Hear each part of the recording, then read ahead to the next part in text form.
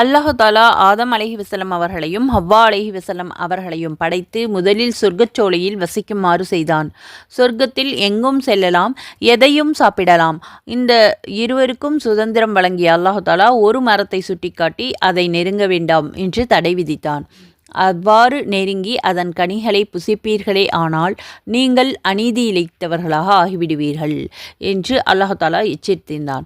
மனிதகுல விரோதியான இப்லீசுடைய ஆசை வார்த்தைகளை நம்பி அவன் விரித்த வலையில் சிக்கிவிட்ட ஆதம் மற்றும் ஹவ்வா அலைஹிவஸல்லம் அவர்கள் தடை செய்யப்பட்ட மரத்தின் கனிகளை சாப்பிட்டு விட்டார்கள்.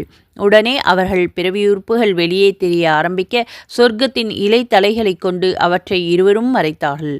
அதை அடுத்து 2 பேரையும் அல்லாஹ் தாலா பூமிக்கு சென்றுமாறு கூறிவிட்டான்.